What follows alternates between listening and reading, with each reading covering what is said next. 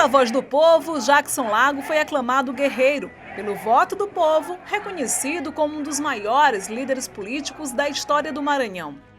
Mas eu vou lutar cada vez mais para que você, companheira, para que você, companheiro, tenha orgulho, tenha entusiasmo, tenha confiança, tenha esperança de que vale a pena lutar. Vamos lutar! Um grande abraço e o meu muito obrigado! O menino, que nasceu em 1934 na cidade de Pedreiras, deixou a terra natal para estudar medicina. Tornou-se médico no Rio de Janeiro na década de 60 e o orgulho da família. Jackson era um primo querido de todos nós, né? Até por ser talvez o primo mais velho, né? E aquela história, naquela época, era médico, né? Começou na Bahia, terminou no Rio de Janeiro. Então ele era um primo assim, que todo mundo gostava, todo mundo elogiava e tal. Quando olha, o Jackson é meu primo. E tinha todo mundo de orgulho dele. Foi no exercício da medicina que Jackson Lago começou a salvar vidas. Se formou bem na época da ditadura militar, mas o médico passou a ir além dos cuidados com a saúde das pessoas. Passou a se preocupar também com as condições de vida da população. Com um diploma de médico, voltou ao Maranhão em 64 para trabalhar pela saúde pública do estado. Foi o pioneiro em cirurgias torácicas, mas sempre incomodado com as dificuldades enfrentadas pelo povo. A dedicação à área da saúde trouxe reconhecimento. Em 1966, Jackson foi indicado para ser secretário municipal de saúde de São Luís. Em 74, Jackson Lago assumiu o primeiro cargo político por votação popular. Foi eleito deputado estadual, na época, pelo MDB. Mas 5 anos depois, foi a Portugal se encontrar com Leonel Brizola e com outros exilados e trabalhistas do Brasil. Lá, assinou a Carta de Lisboa.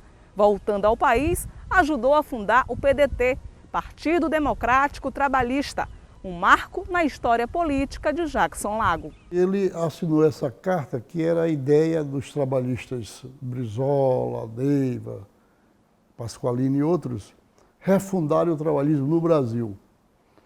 E aí o Gomeri da Costa e Silva, que era intelectual do governo militar, resolve tomar o PTB do Brizola e entregar para Ivete Vargas. Com isso, então, os trabalhistas tiveram a decisão de fundar o PDT, o Partido Democrático Trabalhista. E com essa ideia, o Jackson vem para o Maranhão e com outros companheiros daqui, ele então funda o PDT. Na verdade, então, o Jackson é o fundador do nosso Partido do Maranhão. E nós saímos pelo interior do Maranhão organizando o partido. Primeiro, chamando as pessoas, era uma dificuldade.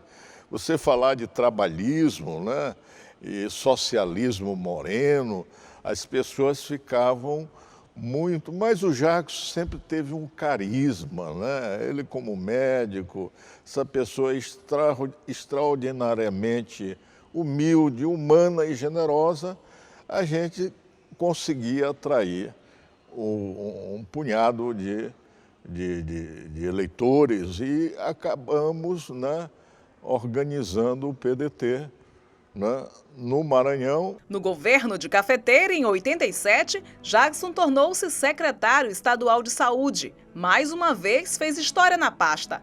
Em 89, Lago tomou posse como prefeito de São Luís pela primeira vez, cargo que reassumiu em 1997, ficando até 2002 após reeleição. Ele nos dizia, olha, só vale a pena chegar ao governo ou do município ou do estado, se for para, com os governos, quer do município, quer do estado, transformar a vida das pessoas para melhor.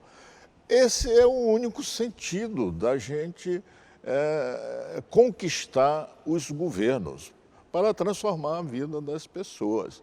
Durante o mandato de prefeito, Jackson percorria os bairros para conversar diretamente com as comunidades. Ele tinha essa facilidade de conversa, de diálogo. Ele era um homem de diálogo, de conversa, de abertura, né, de democrático mesmo, né? Então, Jackson era único, né? Eu até me emociono. O anseio de Jackson Lago era lutar pelo desenvolvimento não só da capital, mas de todo o Maranhão, o que conseguiu em 2006, quando foi eleito governador. O presidente da Assembleia Legislativa do Maranhão, deputado Atelino Neto, foi secretário estadual de Meio Ambiente na gestão de Jackson.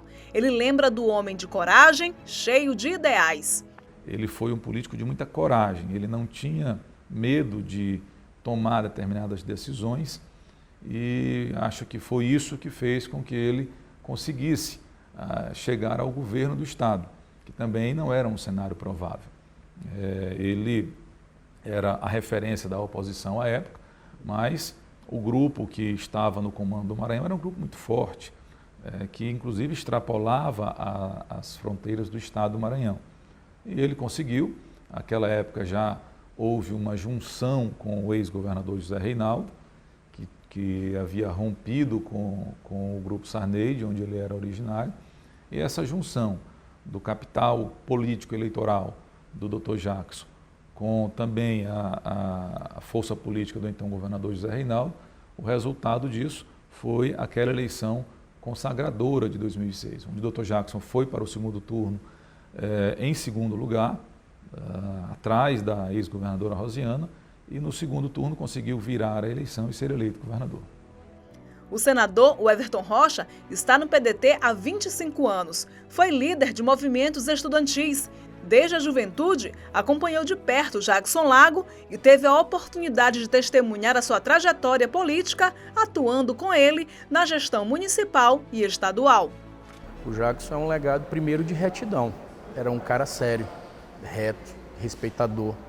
O Jackson é uma pessoa que pensava no próximo, vivia para as pessoas. Ele se dedicava às causas das pessoas, dos mais pobres, dos mais humildes.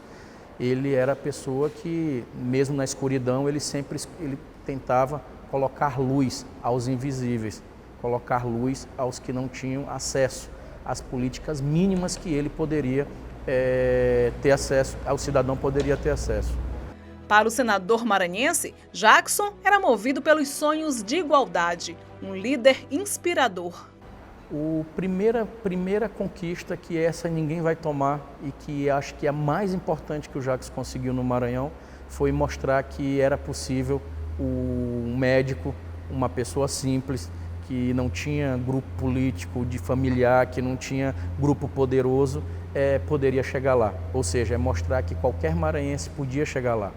E esse sonho dele fez que, inclusive, eu sonhasse. Por quê? Porque eu sou filho de uma professora, filho de um técnico agrícola e disse, eu também posso. Mas o anseio de Jackson Lago de levar o desenvolvimento para todo o estado foi interrompido. Em 2009, ele teve um mandato de governador cassado pelo Tribunal Superior Eleitoral, acusado de abuso de poder político e econômico. No dia 16 de abril daquele ano, o TSE confirmou a cassação.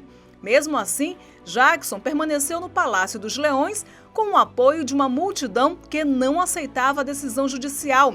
Amigos e amigas, companheiros e companheiras, como ele mesmo chamava aliados e eleitores que queriam Jackson como governador do Maranhão. Fez um discurso emocionado e disse, olha, eu não quero sacrifício de ninguém.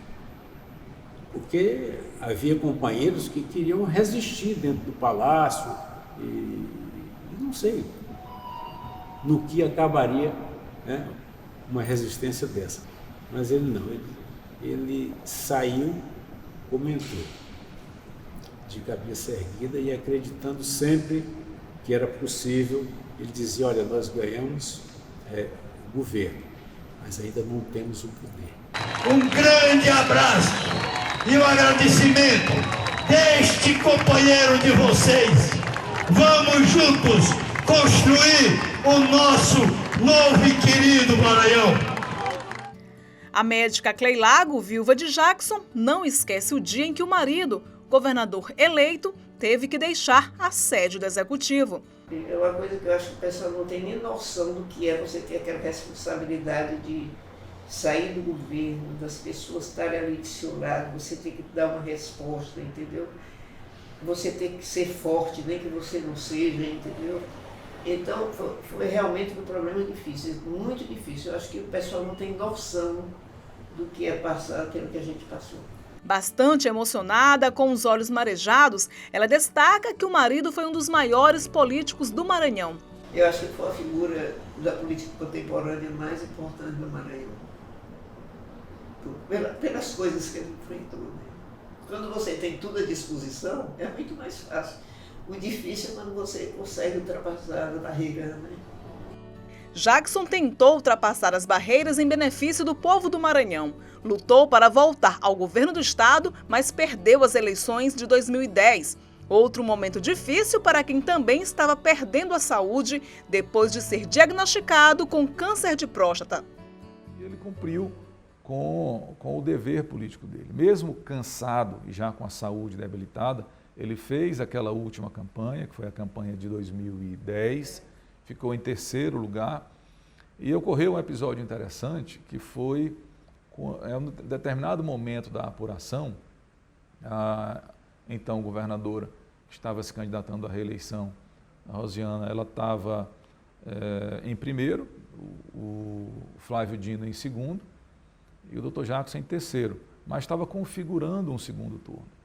Quando o Dr. Jackson, isso foi o governador Flávio Dino que me contou, antes mesmo do Flávio procurá-lo para pedir o apoio, o Dr. Jackson telefonou para ele e disse para ele que era para ele ver o local e o horário que o Flávio Dino queria para o Dr. Jackson declarar o apoio.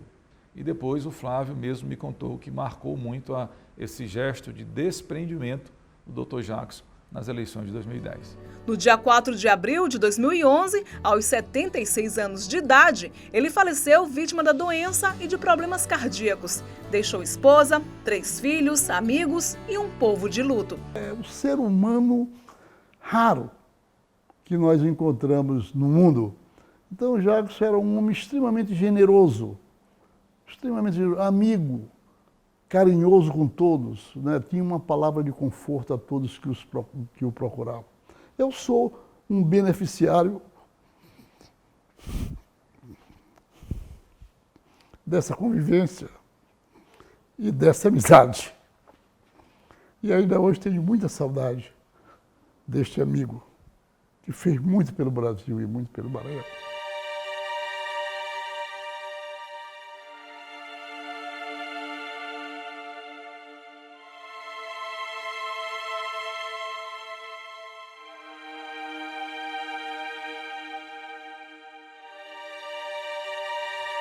Jackson morreu em São Paulo, como em 1964 voltou ao Maranhão, mas dessa vez para os braços de uma multidão que chorava pela perda do homem guerreiro, que tinha como lema: a vida é combate, que os fracos abate e que os fortes, os bravos, só pode exaltar.